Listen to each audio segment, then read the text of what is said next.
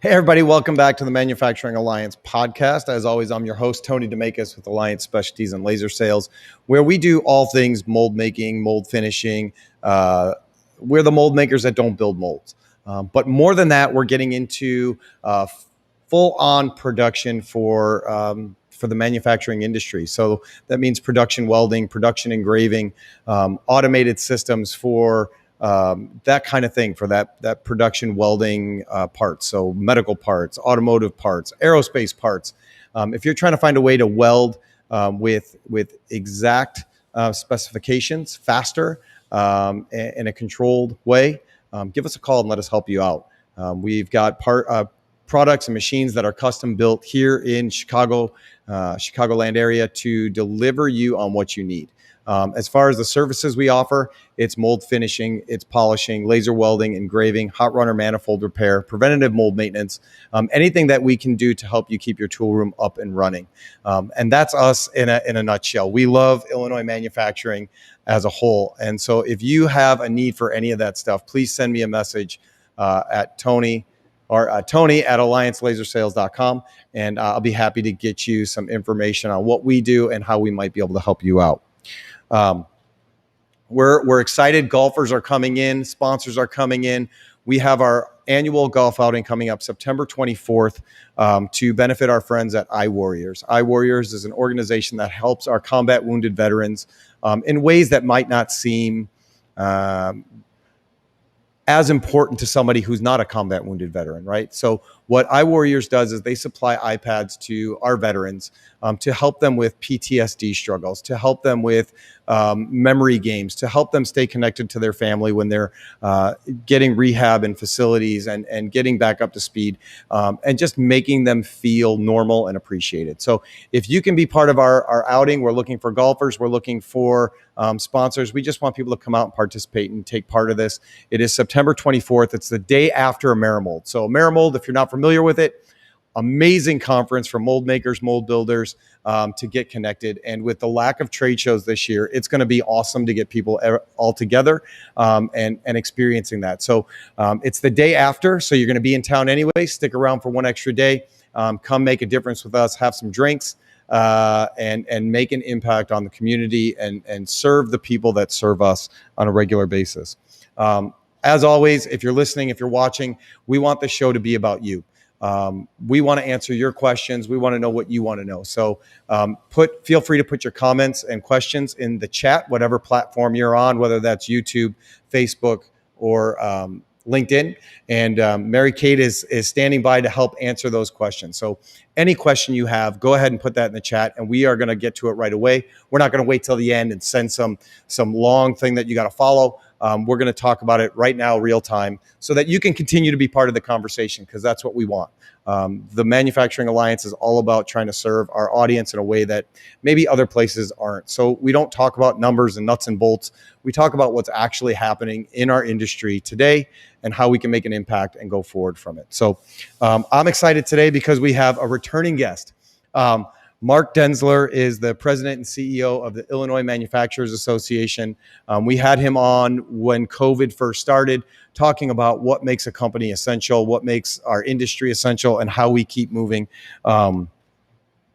The Illinois Manufacturing Association is a statewide advocacy organization representing nearly 4,000 member companies and facilities, overseeing Illinois government affairs, state farm insurance.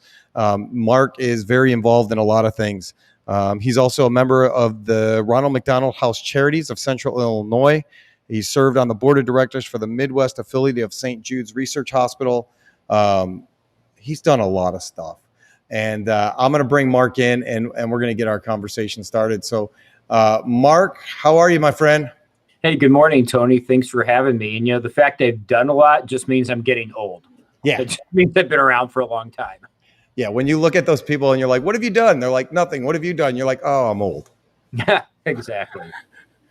But it's great because there are people that are older and they still don't have a long resume because they don't get involved in organizations and helping to improve the situation in communities and people. And that's not your MO. So I appreciate that about you. And I said this last year at this time, or no, it was, is past this time, you were instrumental in helping us keep our business open.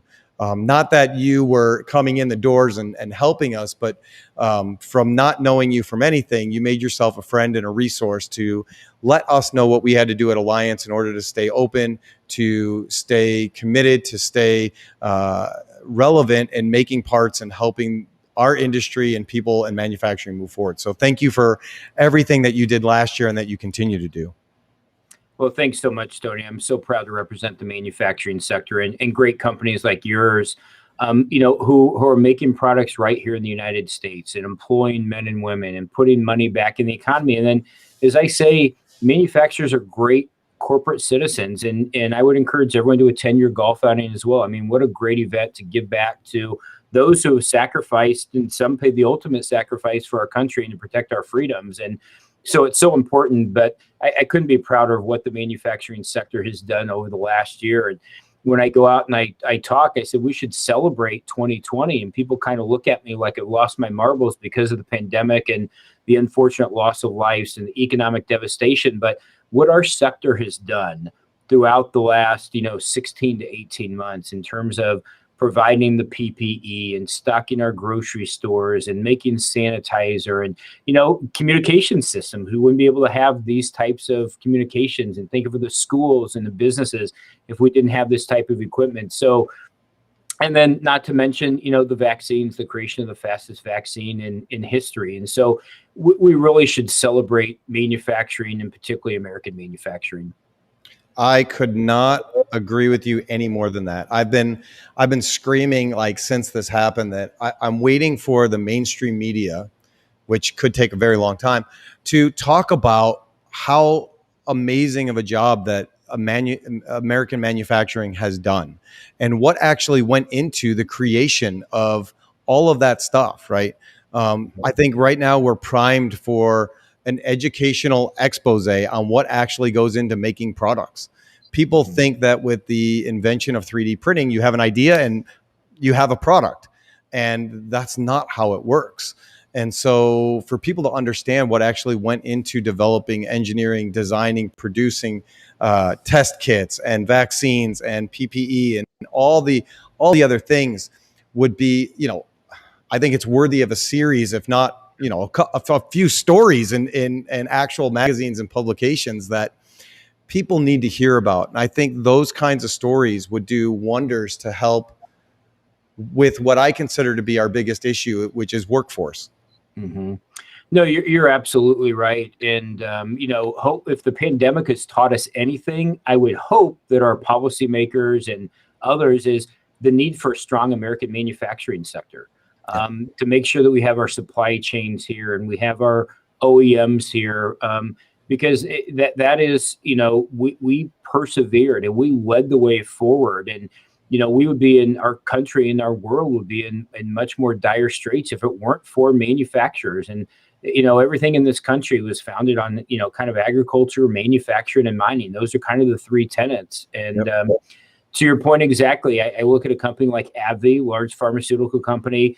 For these test kits, they'd never made viral transport medium, VTM, and test kits. And literally within a short period of time, they were producing 40, 50,000 vials of it every week to give to the state of Illinois so we could test here. Or, liquor manufacturers quickly making sanitizer. And we partnered with John Deere and they started making face shield and they gave them to veterans homes in about 36 states. So, back in World War II, FDR called manufacturing, we were the arsenal of democracy. And, we had that same type of effort during the pandemic. And the governor had asked me to lead the task force. And ultimately, over 1,000 companies signed up to provide help. And it was truly humbling, challenging, rewarding. But to just see companies across the board like you and others raise your hand to saying, what can I do to help? Yeah, was just, we all pulled together as a sector to really move our state and our nation forward. Yeah, and my only, you don't do it for the recognition, right? And that's not it at all. But I think there's a disservice there by not showing the recognition because it's hard to get people to understand what manufacturing is today and what that looks like and what actually what that does. I mean, we have people come into our facility that don't know manufacturing from anything, and we go, oh, see, this is how bottle caps are made, or this is how pens are made. This is a part for an IV pump. This is a part for this. This is a part for that. And it's a really eye-opening experience for people to understand what actually goes into doing that. And I know, Mike Rowe, that's like pipe dream guest to have on here, and he did a really good job with that with all his shows. And I just think that there needs to be more of that. I think there's a craving for it. I think people would love to see what actually goes into building tools and parts and everyday equipment, if we can tell that story in some way. Mm-hmm. And, you talked about the workforce and kind of perception. You're absolutely right, because so many people have this perception of manufacturing as dark, dirty, and dangerous, the 3Ds. Yep. And you think about what it was 30, 40, 50 years ago. And, I grew up in Decatur. My dad worked at a food processing company. I remember what he smelled like when he came home.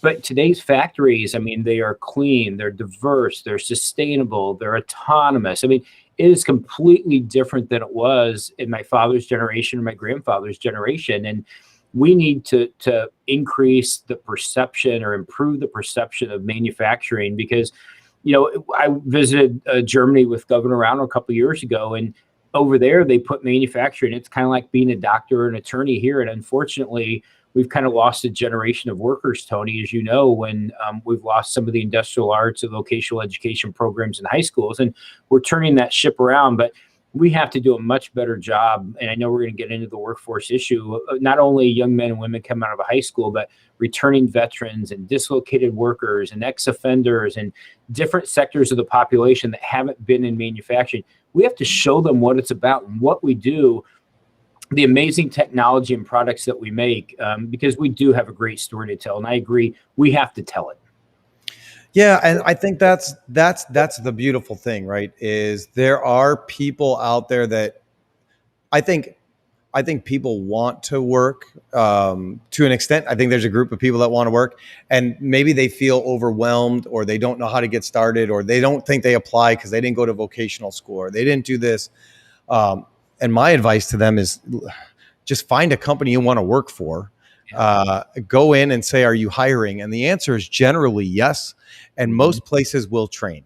Most people know that you're going to have a hard time finding a mold maker right now. You're going to have a hard time finding certain people that have certain tools and trades, but everybody wants to train. Everybody's just looking for hardworking people that want to make a difference and an impact. And I think more companies today are hiring for character and personality and training for skill, because you can teach anybody anything. Mm-hmm. No, I would agree. And I mean, in Illinois, we have about 556,000 men and women that work directly on manufacturing floors. Nationally, there's about 13 million people employed in manufacturing. But when you look at United States Department of Labor data, we've set records the last several months. We're over 800,000 job openings in manufacturing nationally. In Illinois, there's tens of thousands, and these are good, high-paying, middle-class jobs. A lot of them come with benefits. And you're exactly right that companies, and I don't care if it's a Fortune 50 company or if it's a small family-owned business, they will train you. And you get in the door, and it doesn't matter your age or your gender or your race. They will train you, and they just want people that are willing to learn. And it's not just the production workers. You could be an engineer. You could be in sales. You could be in accounting. You could be in CAD design. There's so many different opportunities based on what your interests are to work for a manufacturing company today in a great career. Yeah, I know for us, we have a facility in Montclair, California, where we do laser welding and laser engraving. And we are actively trying to hire somebody for our sales team out there. So if you're listening and you're interested in a sales job in California, please let me know. But, I spend days on LinkedIn just searching, seeking new opportunity, and you find all these people on there. And I'm sending 30 messages out just saying, hey, this is the opportunity we have. Are you interested in learning more? And I don't know if it's people afraid that it's spam or whatever, but literally zero responses. Same thing with Indeed. I've sent messages through Indeed, which is supposed to be a hiring marketplace, and literally zero responses. Are you seeing or hearing that it's just difficult to get people to want to come to work now? Do you think people are still afraid? Do you think people, and maybe this is putting you on the spot, maybe people are just comfortable getting the amount of money that they're getting right now? They don't want to go to work. What are you hearing? What are you feeling? What are you seeing? Yeah, and it's the $64,000 question, and we wish you had the answer to fix it or to solve it. It's a combination of things, Tony. And I was just with all my counterparts and sister organizations last week from around the country, and every state is facing this. It's not unique to Illinois, as you know, and it's not unique to manufacturing. It's in retail and hospitality and airlines and hotels and you name it. And I think it's a combination. So number one, you have the enhanced unemployment insurance benefits from the federal government. Originally was the $600, now it's $300. And when you just factor that in, Illinois' unemployment insurance for an individual, not including a spouse or kids, is about $470 a week. You throw in that $300 right now, it takes you to $771. That's over $19 an hour. And that doesn't include some of these other things. But then you also have daycare issues and you have school issues. And so some people, I think, are afraid to come back work to COVID. Some are saying, hey, I like working at home. I don't want to jump in my car and commute for an hour every day because of a quality of life issue. Some, unfortunately, are saying, hey, I'm getting these enhanced unemployment insurance benefits. I don't have to go back to work until those end in the first week of September. So I think it's a combination. The IMA, along with a group of employers in Illinois, have called on the governor to take a couple steps. More than 30 states have decoupled from that enhanced federal benefit that ends on September 4th. We asked the governor to do that. He's not going to do that here. But more importantly, the governor early on in the pandemic waived the requirement that an individual actually be seeking work to get unemployment insurance. We agreed at the time. We didn't want someone spreading the pandemic or the virus going business to business. But now that we're back open and we're in phase 5, we think the governor should reinstate that. So at least people are looking. But, to your point about not getting people, I was at an event in DuPage County a month or so ago, and the famed chef Rick Bayless from Frontera Grill was there. And he made the comment, and here it's a world-class restaurant. Everybody knows about it. He'd had a couple positions that he posted for 2 months and had 0 applicants for. And again, that's a world-famous restaurant in the heart of Chicago. So this is an issue that's facing a number of different sectors. I think it's going to take years, quite frankly, to work through, unfortunately. And our sector is going to be competing with all these other sectors. And just for a quick snapshot, today, there are 400,000 fewer Illinoisans working today than there were a year ago, or actually at the start of the pandemic. So a lot of those people are sitting at home for a wide variety of reasons, but we have to get them back into the workforce if we really want the economy to get up and moving again. And we have to want them to get back into the workforce, right? It's one of those things. I talk with my father all the time because we work together, and for a long time you would hear about how many jobs there are or what the unemployment rate is, and we would kind of not giggle but go, yeah, but there's still jobs. Like, the unemployment rate is what it is, but the available jobs is much higher than the unemployment rate. It's just a matter of, do people want to get out there and work? Michelle, who's one of our salespeople, she commented that she would have never applied for this job. People don't know that they can fit into the industry or how they fit into the industry. Michelle was a server at a local restaurant that we'd gone to a few times, and I was just watching the way that she was interacting with the customers that she was serving, and I thought, you know what, you would be awesome. You're doing all the things that I would love one of our salespeople to do. Have you ever considered stepping out and doing something different? And she came in for an interview. It worked out, and she's doing an outstanding job. So it was just that invitation to allow somebody to come into our space that really made the difference. And that was with Michelle, right? Michelle is somebody who's hardworking, gung-ho, wants to do better, wants to improve, is not satisfied with where she's at and wants to continue to get better. You and I were talking a little bit offline. How do you get people to want that? How do you, in school, in coaching, in sports, in life, in parenting, how do you get these kids, this next generation of people to not expect things, not want to be entitled for things, but want to earn things, to realize that free is useless? Free has no value. That's why it's free. When you work for something, you appreciate it so much more. You know, you were saying your son with the car, you went in halves with him. There's something to having that value that I paid for this, I earned this, I got this. Not somebody gave it to me, I can go spend it and do whatever because it doesn't matter.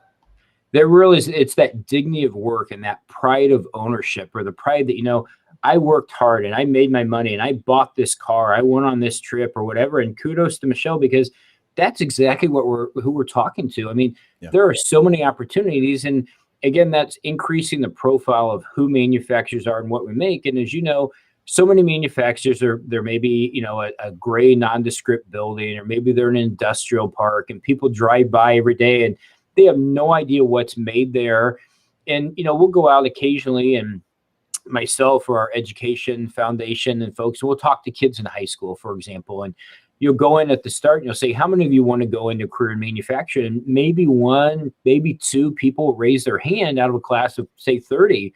And then, you know, you hold up an iPhone, you say, we know this was a manufactured product, or the computer, or, you know, your baseball cap, whatever it is. And their eyes kind of light up. And then to that point, they don't have to be an engineer. Right. There are so many career opportunities. So just like Michelle, you know, if you've got that personality and that work ethic, go knock on your manufacturer's door, because I guarantee they have a job for you somewhere there. But again, we have to get them off the couch. We have to want them to work and get back into society. And, you know, right now, just with the pandemic, it's a real struggle with people that have been at home wanting to get back into that workforce for a variety of reasons. But there are great career opportunities available in manufacturing. So again, for all the listeners, you know, knock on Tony's door. And if Tony didn't have a position, as we were talking earlier, you know, Patricia or whoever else, you know people. So if someone knocks on your door and you don't have someone right for that, you probably know someone that does.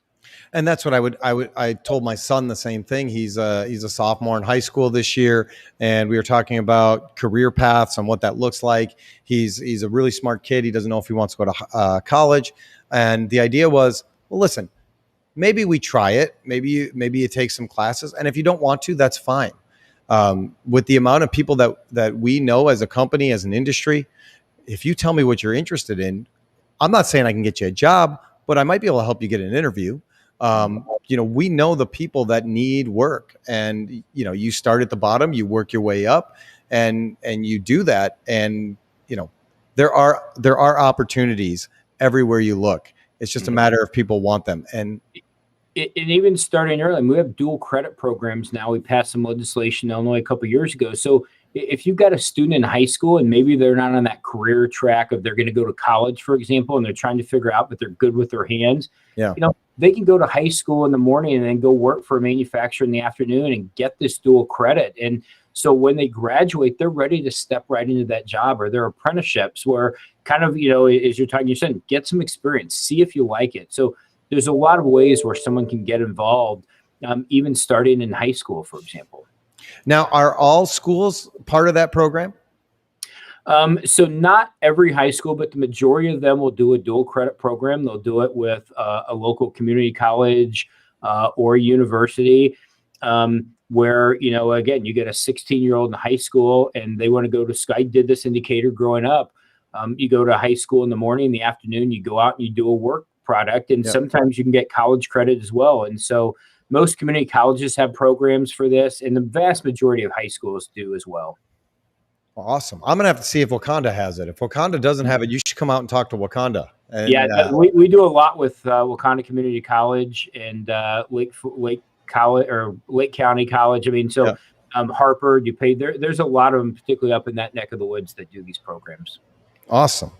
So I'm looking at some of the bullet points, and we talked about a little bit about the scope of Illinois manufacturing, what that looks like. I would imagine is it growing? Is Illinois manufacturing growing? Are there more businesses coming into Illinois? So Illinois has always been a little bit of a struggle. So as I said, we have about 556,000 men and women working in manufacturing today. We're still down about 30,000 from the start of the pandemic, but it's growing again. Unfortunately, we're down about 300,000 since the turn of the century. So over the last 20 years, but while we've seen the loss of jobs, we've seen increased productivity because manufacturers are working smarter and more efficiently. And when you don't have people coming back to work, we're forced to use more machinery and equipment and those kinds of things. But Tony, what I like to say is Illinois is so poised to lead the nation. When you look at all the advantages we have, I mean, we have a central location. We have a global city in Chicago. We have global reach airports. We have great colleges and universities. We have 2 national labs, Argonne and Fermi. The Port of Chicago is the 5th busiest port. We have access to water, which 20 years ago you really didn't think was a big deal, but we have access to clean water. So all 7 Class 1 railroads come through Illinois, the only state in the nation. We have everything going for us. There are some policies we need to do better, some unemployment insurance issues and some work comp and some tax policies, but we are poised to be the nation's leader and certainly the leader in the Midwest if we can get our act together. So we're starting to grow again after the pandemic, but unfortunately, we're not growing as fast as our neighboring states in the Midwest. And I think part of that has to be what we've already talked about, right? It's very difficult to grow when you don't have a team to grow with. So I think all of that is the same issue that we're all having. And I think if we can solve that one issue and let people, and that's why I like Manufacturing Day and all those kinds of things, because you allow people to see what's actually happening and get parents to come in and be part of that journey as well. So I'm hoping it continues to grow. I think, like we talked about before, manufacturing in this country can't die. It can't go away. It's too essential. It's a difficult thing. Yeah. And we have great hubs here. I mean, if you go into Wake County, for example, there's a great biomedical pharmaceutical cluster. And now you look most recently with electric vehicles, for example, you have Rivian in Bloomington Normal, within a couple of years, there are 2,000 employees already. Yeah. You have, an electric bus company in Kankakee. So we're starting to build that. The IMA proposed and the governor went along with it. We're creating 2 brand new manufacturing academies in Illinois. One's going to be located at Heartland Community College in Bloomington, the other in Swick with Southwest Illinois College. And so these academies are going to allow individuals from across the entire state. You don't have to go to your own community college. When these are up and running here in the next year, any student from around Illinois can go to either of these academies. So we do have growing sectors. Food is still the #1 manufacturing subsector in the state of Illinois. So we have some areas that are growing. Others have experienced challenges. Aerospace, for example, has had some challenges in the last year or two, as we're well aware. And then obviously the automotive issue right now with the chip shortage has created some issues. But we have some growing sectors, and then we have some others that are struggling a little bit. And I think you're going to have that. That's why it's great that the state as a whole is diversified. It's not just that we're known for, X. It allows for people to get involved in other areas and keep that moving. You mentioned energy. What's going on with energy? Yeah, it's a great question. So we have a big energy debate going on in Springfield at the Capitol.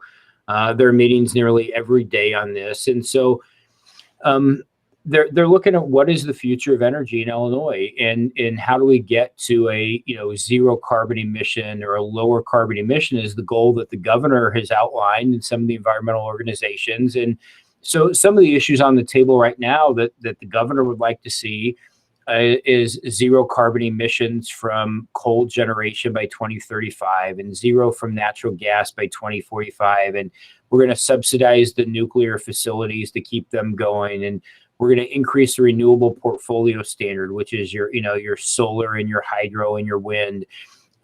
So we're part of those discussions, and it has a profound impact. So manufacturers use 1/3 of all energy in the United States. So any changes that are made in Illinois or nationally have a profound impact on our sector. And outside of personnel costs, energy is often the most expensive thing for a manufacturer.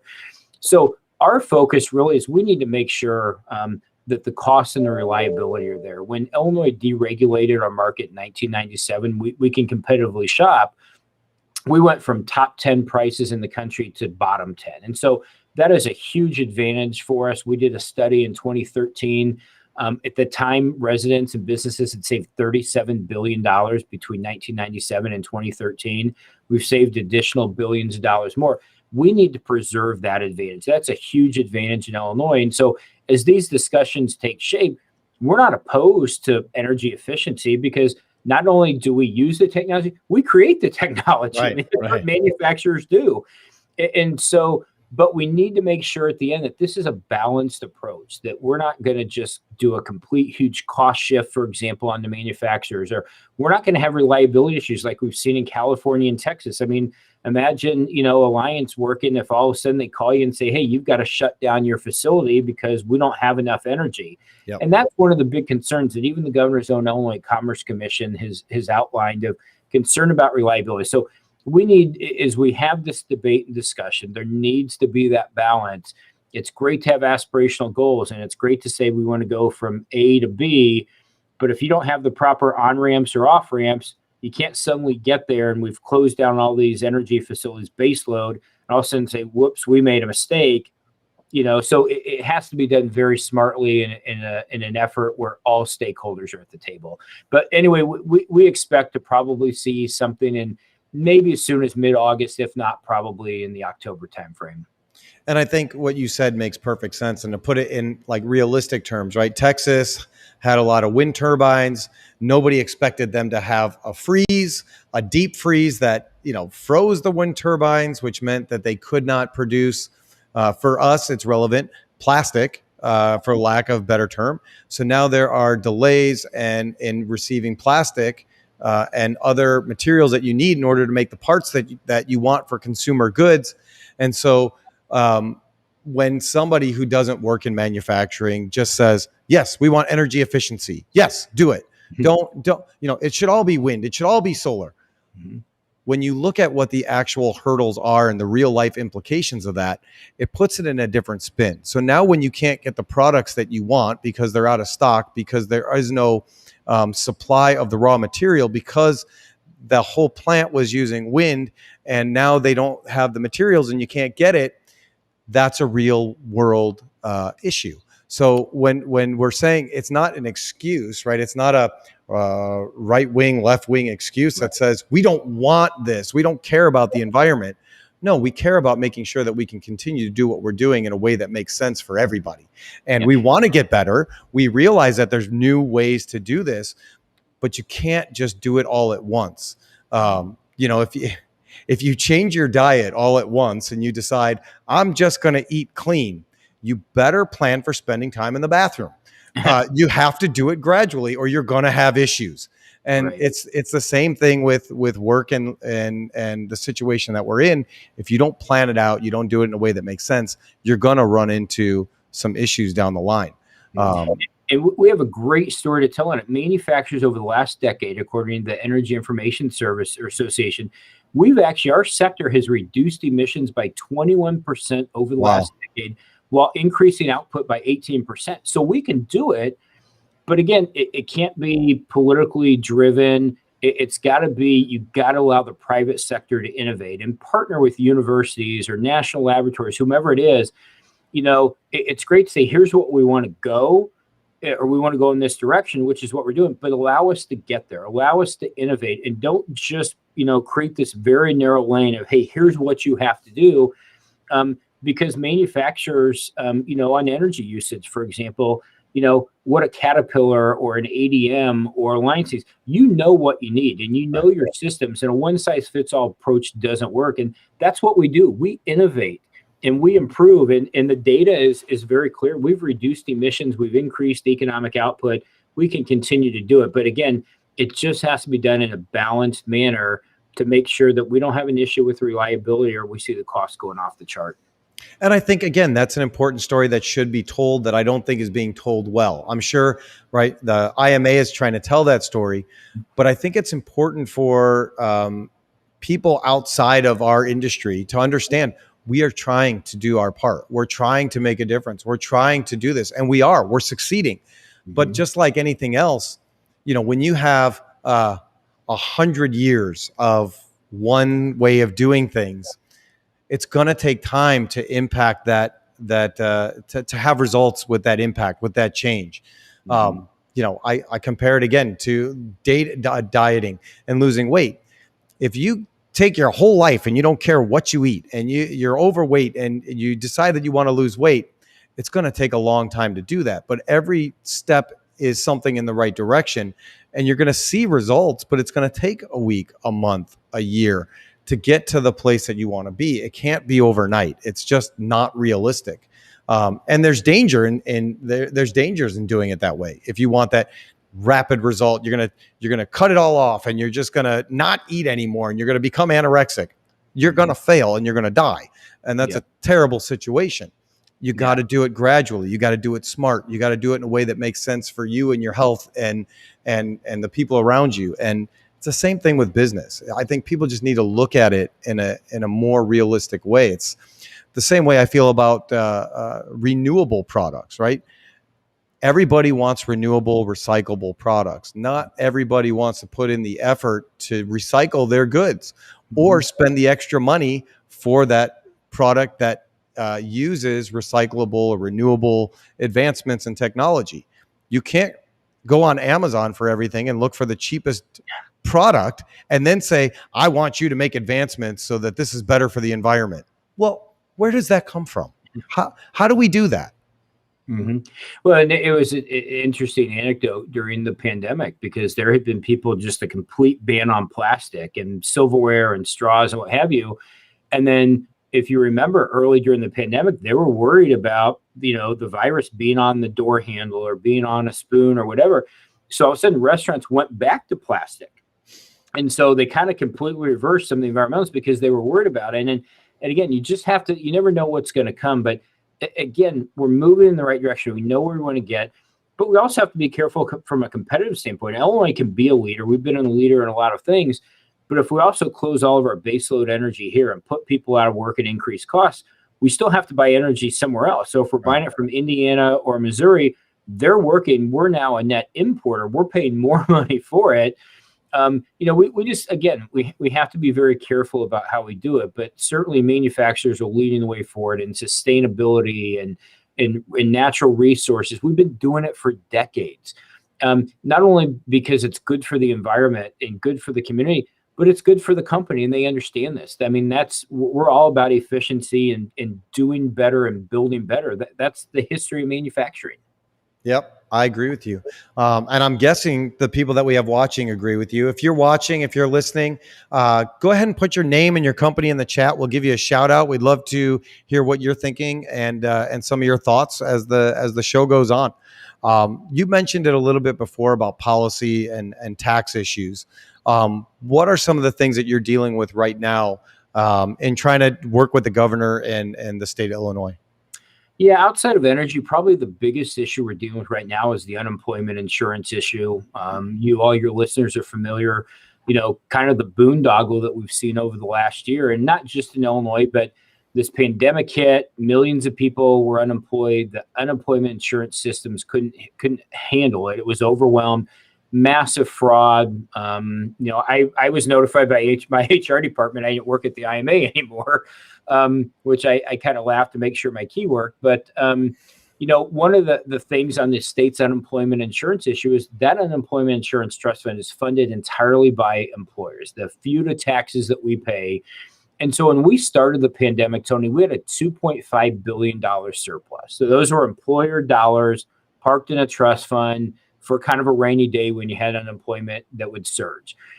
We are today more than $4 billion in debt. So wow. In a turn of about 16 months, it's been a $6.5 billion outflow. Wow. What happens is when we hit zero, we have to borrow from the federal government. So we owe the feds $4.2 billion right now in unemployment insurance benefits. Well, the only way you get out of the hole, because they're completely funded by employer taxes, you raise taxes on employers, or you have to cut benefits on workers. And that would have to be substantial. And so just for historical context, in 08-09, which the Great Recession, our UI trust fund debt only got to about $2.2 billion. So we're at 4.2 right now. So we're more than double, or we're double what we were a decade ago. So the solutions generally are, again, you raise taxes on employers, you cut benefits, which would be substantial. Well, we have a third option right now that we're calling on the governor, and that is to use some of the federal ARPA dollars to pay for this. I was just at this conference with my colleagues around the country and looking at some data yesterday. Nearly 36 states have used federal dollars to balance their trust funds, And that way you avoid the tax hike on business, you avoid the benefit reduction. And that's one of the specific reasons that the federal government said you can use this money. So we've called on the governor, as have a number of legislators, to use some of these federal dollars to help resolve our UI trust fund deficit problem. Because if not, we're going to see higher taxes, workers are going to see benefit cuts, but then more importantly, we have to pay interest on this money. And you know what the interest on $4 billion is? Once the interest starts accruing here in another month or so, we'll have to pay about $50 to $60 million of interest just this year alone. And that comes out of the state's general revenue fund. Well, I don't know about you, but that 50 or 60 million, I'd rather spend it on education or healthcare or infrastructure or public safety, not paying interest to the federal government. So UI is the other big issue we're dealing with. So here's a question. How do people find out about this? Because before you said this, and I'm watching Mary Kate, and she was like we're freaking out about these numbers because nobody tells you these numbers, because it's bad news and it doesn't help re-election probably. But how do people find out this information? How do we get these stories out in a way that people can see it for themselves, and not just manufacturing publications, but in a way that you're not going to be called fake news or a crazy person for saying this stuff, but it's real and it's things that people should really care about at the end of the day. So how do people hear about it? How do we share this information? It's a real struggle because UI is an arcane issue. Most people don't pay attention. They just know, hey, if I'm unemployed, I go get money. Most people have no idea that the employers fund it all, that it's 100% funded. A lot of people think they pay taxes for it. They don't.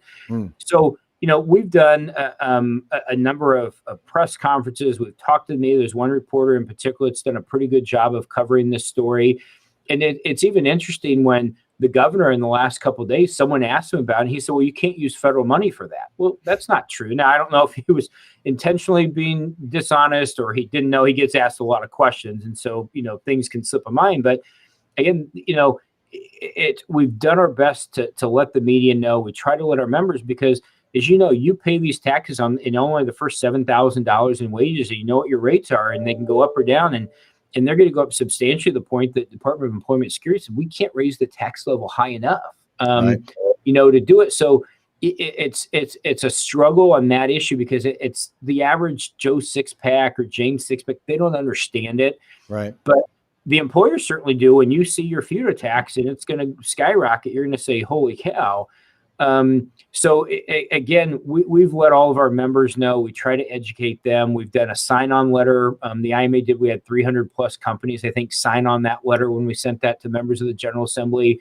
And we're doing a lot of media outreach, and we're starting to get some traction on it. And now that we've seen, again, about 36 states have done this, there's clearly precedent for it. We just have to convince the governor and the legislators, look, there's a lot of good reasons to spend money. This is probably the best because it impacts businesses and workers. Yeah. And I know that, just having conversations with people in our facility and other people that work other places, they don't necessarily understand the implication of raising taxes on a business and what that does. There's an illusion that every business is Amazon or Walmart, and that they have these coffers of money, and they just, the rich are rich and they keep everybody else poor. And in reality, it's not that. And I'm sure there's some businesses that do that, and they take advantage of their employees, and they want to hold them down, and they don't want to see them succeed. But I would guess that 90% of businesses, or even 95% of businesses, want what's best for their employees, and they're fighting for better health insurance, and they're fighting for better benefits, and they're trying to take those profits and do things, make the work environment better. Have parties, give Christmas bonuses, do these things, find ways to keep people employed during a pandemic, all these things. And when you raise the tax rate just a little bit, like you said, it means that other things have to go down, because the money doesn't automatically just come in. And so it makes it very difficult when you say this cost is going to go up and you got to pay more out. How does the business stay sustainable to continue to hire people, to continue to make improvements in the community and do things? it's a short-sighted look. So I think it's hard when the businesses, when corporations are looked at as the bad guy, right? The big bad wolf, that it's okay to raise their taxes. It's okay to say minimum wage should be 15, 16, 17, $18 an hour, which is great for an individual.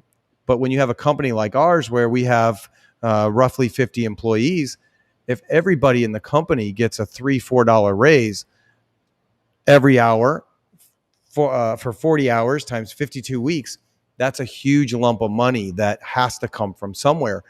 And our sales didn't automatically go up. So something has to give in that regard.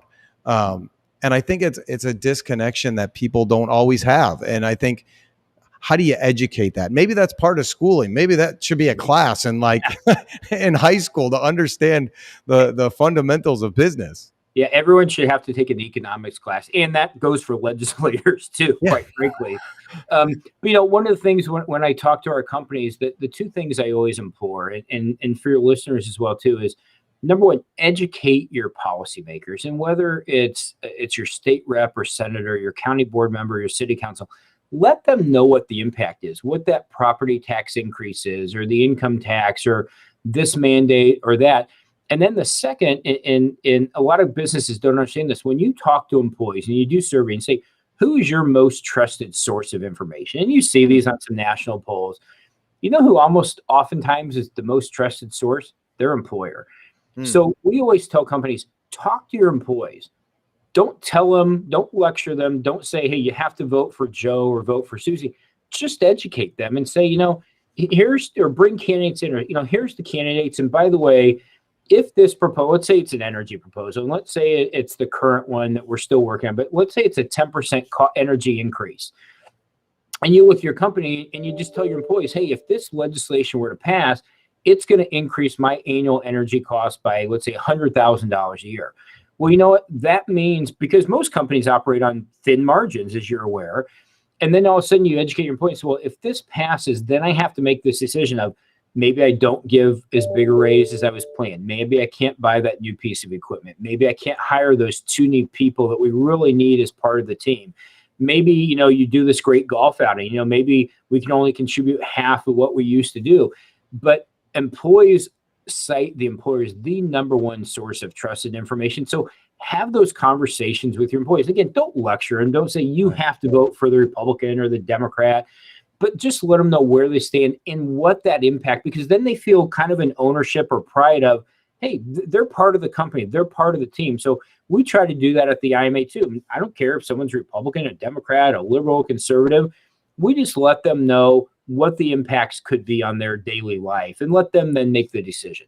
Yeah, I think that's a solid way to look at it. I mean, we've had the same conversations with health insurance and what that looks like, right? Health insurance costs are constantly going up, and people come and they complain about the insurance and how much it costs, and we go, I get it. I mean, I don't know what you want me to do. We have Blue Cross Blue Shield. It's a great insurance. Do you want us to get a lesser insurance? It could be cheaper. Well, no, I want good insurance. Well, I want you to have good insurance, and that's why we pay a good portion of your insurance. But it's, unfortunately, health insurance is very expensive, and there's not much I can do about that. So what do we do about it? When you go, like you said, when you go to the voting polls, look at what that looks like. If it's healthcare covered for everybody, somebody has to pay for that. That's going to come from somewhere. I don't know if that's going to be taxing more businesses. I don't know if it's going to be taxing individuals. I think it would be great if everybody had healthcare, but somebody's got to pay for it. It's that whole conversation of free. Yeah.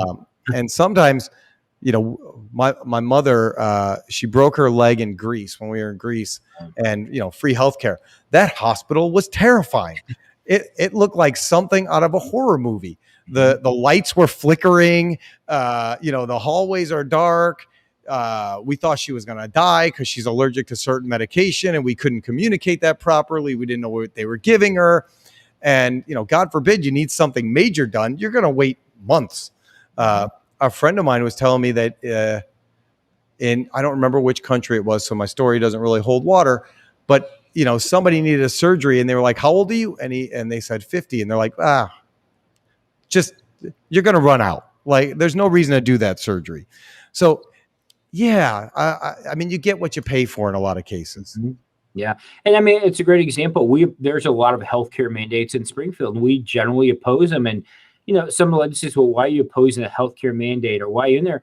Because ultimately it increases the price of insurance. And our 92% of manufacturing employees have employer provided healthcare. But if you keep increasing the cost more and more, it makes it more difficult for my members to be able to afford that healthcare. So again, it's that balanced discussion. If you price it so high, you're going to see then people that are going to have to either charge their employees more or give up healthcare. And so, unfortunately, so many decisions are driven by ideology, and they don't think about the economics or the long-term impact. And Tony, the other fascinating thing, if I talk to legislators and they see it from me or they hear from me and my team all the time, but if they get a call from Tony at Alliance, or they get a call from, Susie at this company, or we're checking Patricia, Miller earlier at her company, when they hear from their local employer and their local employees, means so much. And I'll talk to a legislator and I'll say, what's up? If you have an issue, what's a large, if they get 5 calls or letters on an issue, that's major for them.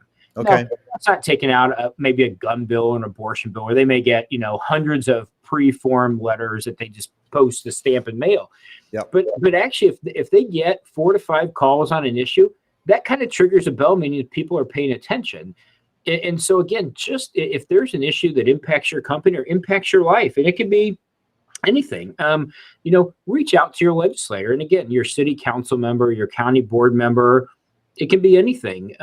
But just let them know what that impact is, because they need to know that when they're going to make that decision, whether to support or oppose something. And it's good to hear from you that they actually care, because I think, a misconception that I have is that, the complaint falls on deaf ears, that, they're going to do what they're going to want that they're going to do based on partisanship or what's going to get them the next election, what the majority want to hear, not necessarily what is real. So it's good to hear that. I mean, I would have never thought that it would have that kind of an impact. Well, and I'll tell you, there are people on both sides. I mean, on the far right and the far left, ideology, it doesn't matter. But those middle Democrats and Republicans that can really sway something either way, it really does make a difference. So there are some Democrats, for example, deep in the city of Chicago, that very liberal ideology, or there might be some Republicans in deep Southern Illinois, very conservative, it doesn't matter. But those in the middle that can really sway debate, make sure you reach out to anybody, but it can have an impact. It's good to know. So if you're listening, do that. If there's something you're passionate about, reach out to somebody. Where can people get a list of names to contact? Sure. So they can come to the IMA website, ima-net.org. Or the easier is go to the General Assembly website. It's ILGA, so like Illinois General Assembly.gov. There's a list of House members, Senate members. You can look up your legislator. And the other thing, and I know this because we have our legislative days, we'll bring companies to Springfield, and a lot of people are intimidated. Oh my goodness, I've got to talk to a legislator. I don't know how to do it. We've got a do's and don'ts. But the other thing that people are amazed, legislators love to come out and visit companies, particularly manufacturers. Now, not necessarily going to your bank branch or your McDonald's, sure, but to come out and see what's made. We encourage companies, invite your legislators in, show them your facilities, show them what you make, let them meet your employees. Because as you know, it's often when you're asking for something too, if you have that relationship built in advance, it's a lot easier than a cold call. Oh yeah. So get to know them and have your legislators in once or twice a year, have breakfast, a cup of coffee, show them what you do, because the odds are the legislator probably doesn't know what you make as well. It's good information. Mary Kate and I are going to have to look into that. What legislators do we want to have come out? And we're in the industrial park, so we can do a whole tour of plenty of the parks here, plenty of the companies here. Nicole Walter and Glenn Starkey down the way at Progressive, and just have a whole get together. We're talking about doing a roundtable discussion with the Plastics Association. People are going to be in town, and just setting that up and just making it so that we can have a big conversation together, and share some ideas and some thoughts. Yeah, and you talked Manufacturing Day. Again, a plug for that. The first Friday in October, we celebrate Manufacturing Month. There's a whole host of things you can register, but especially you're in an industrial park, have not only students out, parents, counselors, bring legislators in, especially like on that day or that month. Especially Nicole is a fantastic advocate for the manufacturing sector, much like you and others. bring legislators out for that half day and have them go through 3 or 4 facilities and really educate them about, what you do, what you need, the workforce issue, and all these others, so they hear directly from their constituents. Yep, I think we're going to have to look into doing that. Mary Kate pointed out to me that Jeff Taylor from Crafts Technology was on the show back in the winter sometime, and he was talking about employee stock ownership and how important it is to keep employees informed, and how people like to feel included in decisions and know that what they're doing actually matters, and that the people at the top of the food chain really care about what they want and have their best interest at heart. So I guess it's not right for me to be shocked that our legislators would want the same thing for me, because I would want everybody that works for us to know that I have an open door. You can come in and talk to me whatever you want. I will listen to you. I may not be able to do everything that you're asking me to do, but I'm hearing your voice, and we'll try and make changes where we can for the good of the company and the organization, not just the individual. Absolutely. Have that communication. Like you said, whether you're communicating with your employee, you're communicating with the legislator. Absolutely. When I was at one of my previous employees, we call it pancakes and politics. Okay. And we would have free breakfast that we would bring in every local legislator, and we'd invite every staff member to come, and just a casual breakfast. We'd give them all 2 minutes to get up and kind of talk. And then they would just sit at a table and mingle. So they can be fun little events like that, or you have a company picnic, or, employee recognition day. The other thing they like to do, let's say you have an employee that's worked there for 25 years or 50 years and get ready to retire. Call your legislator. They'll do a letter of recognition. They'll do a nice proclamation.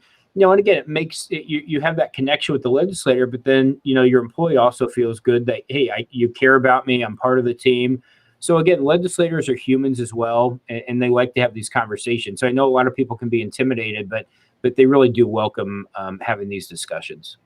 All good stuff. I can't wait to put some of that in practice. I look over, Mary Kate's nodding like, that's another good one. That's another good one. It's always fun when we do these shows when our to-do list grows. It doesn't shrink, which is okay, because we're trying to get better and we're trying to improve and do all those things. So, Mark, we're getting ready to wrap up here. We always end our shows with a prayer. Do you have any prayer requests or thoughts before we get out of here? Well, one thing, Tony, I would just share in some of my friends. My mother-in-law has been fighting cancer, had some good news, but would always appreciate keeping her in the prayer, along with, our law enforcement, our military. Again, encourage folks to attend your golf outing and support the troops who protect us. And again, just praying for our country, and hopefully everyone comes together. Yeah, I agree with you, and I'll make sure to send you the information for the golf outing so you can grab some people. Maybe we'll get some legislators out there, and they can see what manufacturers in this country are actually doing, and how we like to hang out and be together. So I'm gonna pray for us, and then we can be on our day. Heavenly Father, thank you for today. Thank you for Mark and his expertise on what he does. Thank you for all the people listening, and the manufacturers that are doing their best to keep things moving and to make a difference in the world around us.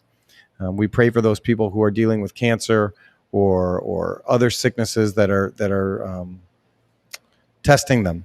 They're testing their strength, their issue. They're not their issues. They're testing everything that they are.